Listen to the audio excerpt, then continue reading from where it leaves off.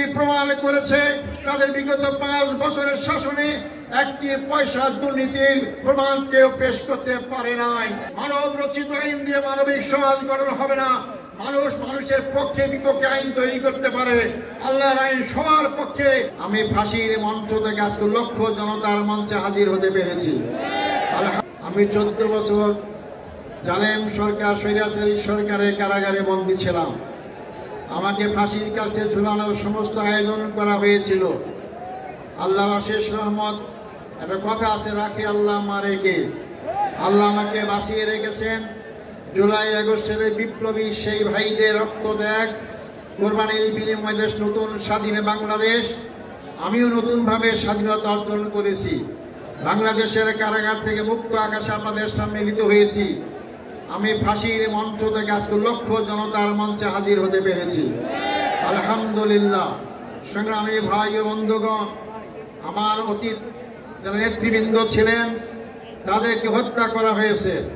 আমার রায়ে সুপ্রিম কোর্টের 7 জন বিচারপতি একমত হয়ে এটাকে একটা সাজানো নাটক আখ্যায়িত করেছেন।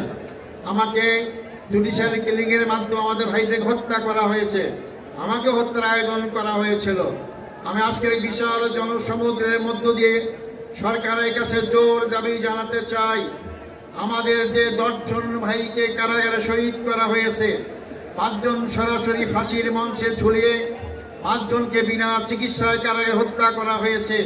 এই হত্যাকাণ্ডের সঙ্গে যারা যেখানে যেভাবে যতটুকুই জড়িত তাদেরকে আইনের আওতায় নিয়ে আসতে হবে এবং তাদের শাস্তির বিধান করতে হবে। সেই সমস্ত পরিবারের সদস্যদেরকে ক্ষতিপূরণ দিতে হবে। আমি সেই দাবি আপনাদের সামনে আবার এই সরকারের কাছে জোর দাবি করছি। সংগ্রামী ভাই বন্ধুগণ, তাদের কি অপরাধ ছিল? তারা বাংলাদেশ ইসলামী হুকুমত কায়েম করে আন্দোলন করছিলেন। তারা বাংলাদেশে আধিপত্য শক্তির হাত থেকে বাংলাদেশ রক্ষার আন্দোলন করেছিলেন। শোষণ, জুলুম, নির্যাতনের হাত থেকে বাংলাদেশের 18 কোটি মানুষকে মুক্তির আন্দোলন করেছিলেন। এটাই ছিল তাদের অপরাধ। তাদেরকে ফাঁসি দেওয়া হয়েছে। ফাঁসির মাধ্যমে তারা মনে করেছিল বাংলাদেশের জামাত ইসলামীর আন্দোলনকে স্তব্ধ করা যাবে, নিশ্চিহ্ন করা যাবে। আজকে 15.5 বছর পর এই লক্ষ লক্ষ টাকার সমাবেশ কি প্রমাণ করে না ইসলামী আন্দোলনকে হত্যা, ইসলামী আন্দোলনকে ফাঁসি নির্যাতন করে নিশ্চিহ্ন করা যায় না? বরং আমি বলি, ইসলামী আন্দোলন হচ্ছে এটি খরস্রোতা নদীর মতো। নদীর সামনে যে নামে আপনি বাদ দেন না কেন, খরস্রোতা নদীর পানি তীব্র গতিতে সামনে অগ্রসর হয়, বাঁধে ভেঙ্গে সামনে যেতেই থাকে। আমাদের সামনে নেতাদের হত্যা করে হোক, 71-এ বয়ান করে হোক, যে নামে আমাদেরকে বাদ দিয়ে আমাদেরকে আটকাবার ব্যবস্থা করা হয়েছিল, কোন শক্তি সেই বাঁধে আমাকে আটকাতে পারে নাই। আজকে জামাত ইসলামীর সামনে অগ্রসর হচ্ছে। যারা বলেছিলেন যে আমাদের বেটি শাকের বেটি দেশ থেকে পালায় না, আজকে কারা পালিয়েছে? জামাত ইসলামী নেতৃবৃন্দ পালায় নাই। মীর কাসেম আলী সাহেব আমেরিকায় ছিলেন, তিনি বাংলাদেশে এসেছেন, তাকে গ্রেফতার করা হয়েছে, ফাঁসি দেওয়া হয়েছে। আর যাদের ঠিকানা অন্য দেশে, তারাই পালিয়ে গিয়েছে। বাংলাদেশের জামাত ইসলামীর ভিত্তি জনগণের শিকড়ে গঠিত রয়েছে। আমাদেরকে উপরে ফেলতে কেউ পারবেন না। উপরে ফেলার চেষ্টা করবেন, তাদের দাঁত ভেঙে যাবে। জামাত ইসলামীর কিছুই হবে না ইনশাআল্লাহ। সংগ্রামী ভাই বন্ধুগণ, আমি শেষ কথা বলতে চাই, 54 বছরে বাংলাদেশে দেখলাম, এই 54 বছরে বাংলাদেশের ভাগ্যের পরিবর্তন হয় নাই। জনগণের নেতার পরিবর্তন হয়েছে, তাদের অনেক বাড়ি গাড়ি হয়েছে, জনতার পরিবর্তন হয় নাই। জামাত ইসলামী তার প্রতিষ্ঠা লগ্ন থেকেই বিশ্বাস করে মানুষের তৈরি আইন দিয়ে মানুষের ভাগ্যের পরিবর্তন হয় না। যে ভাগ্যের মালিক আল্লাহ, সে আল্লাহই যে আইন দিয়েছেন এই মানুষের ভাগ্যের পরিবর্তন করতে পারে।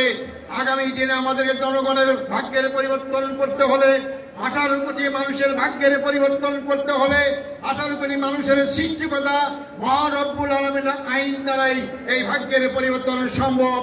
আগামী দিনে আমাদের স্লোগান হবে, আল্লাহর আইন চাই, সত্যকের শাসন চাই। আল্লাহর আইন কামের পাশাপাশি জামাত ইসলামী সৎ লোক তৈরি করার চেষ্টা করছে।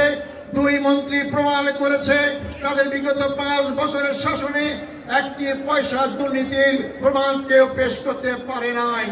এই জাতীয় লোকরাই যদি আগামী দিনে নির্বাচনে জয়লাভ করে ক্ষমতায় যায় আর সংসদে যে আল্লাহর আইন পাশ করে, তাহলে অবশ্যই বাংলাদেশে তারকে মানুষের ভাগ্যের পরিবর্তন হবে। সংগ্রামী ভাই বন্ধুগণ, শেষ কথা হচ্ছে, বাংলাদেশ জামাত ইসলামী প্রচলিত অর্থে কোনো রাজনৈতিক দল নয়। মনে রাখবেন, বাংলাদেশ জামাত ইসলামী প্রচলিত অর্থে কোনো ধর্মীয় দল নয়। বাংলাদেশ জামাত ইসলামী পূর্ণাঙ্গ ইসলামী আন্দোলন। ইসলামের বাইরে আমাদের কোনো সম্পর্ক নেই। মানবিক সমাজ গঠন করতে চাই। মানব রচিত আইন দিয়ে মানবিক সমাজ গঠন হবে না। মানুষ মানুষের পক্ষে বিপক্ষে আইন তৈরি করতে পারে। আল্লাহর আইন সবার পক্ষে, জনগণের পক্ষে, সৃষ্টি করতে মানুষের পক্ষে। আল্লাহর আইনের একমাত্র মানুষের মানবিক সমাজ গঠন করতে পারে। আসুন সেই মানবিক সমাজ গঠনের জন্য আল্লাহর আইন এবং সৎলোক শাসন প্রতিষ্ঠার আন্দোলনে আমরা শরীক হই। আল্লাহ সবাইকে সেই তৌফিক দান করুক। আল্লাহ হাফেজ। বাংলাদেশ জিন্দাবাদ। জামাত ইসলামী বাংলাদেশ জিন্দাবাদ। আসসালামু আলাইকুম রহমতুল্লাহ ওয়া বারাকাতুহু।